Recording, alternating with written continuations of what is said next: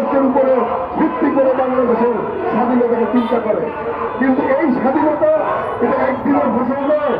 1965 সালে স্বাধীন বাংলাদেশে নিউজিল্যান্ড গঠনের মধ্য দিয়ে স্বাধীন বাংলাদেশের প্রতিষ্ঠা এটি পরিকল্পনা গ্রহণ করা হয়, যার ধারাবাহিকতায় এই বাংলাদেশের পতাকা তৈরি।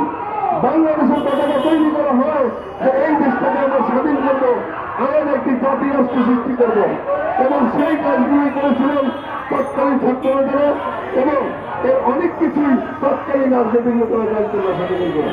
তাই আমরা মনে করি আগামী প্রজন্মের কাছে মহান মুক্তিযুদ্ধের সঠিক ইতিহাস প্রকাশ করার জন্য, তাদের জানার জন্য, বোঝার জন্য সঠিক ইতিহাস পাঠ্যপুস্তকে লিপিবদ্ধ করতে হবে।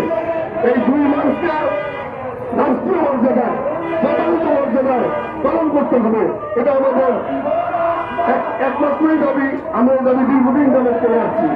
আমরা মনে করি 1971 সালের 2 মার্চ বাদ দিয়ে বাংলাদেশের স্বাধীনতা চিন্তা করা যাবে না ছাত্র বন্ধুরা। তাই আমরা এই চলমান সরকারের কাছে উদাত্ত আহ্বান জানাই, মহান মুক্তিযুদ্ধের এই অন্যতম দিবসটিকে রাষ্ট্রীয় মর্যাদায় পালন করে বাংলাদেশের আগামী প্রজন্মকে স্বাধীনতার ইতিহাস জানার সুযোগ করে দিলেন। এই বলে আমি আমার বক্তব্য শেষ করছি। বিপ্লব দীর্ঘজীবী হোক, জয় হোক, করে নিতে পারছি।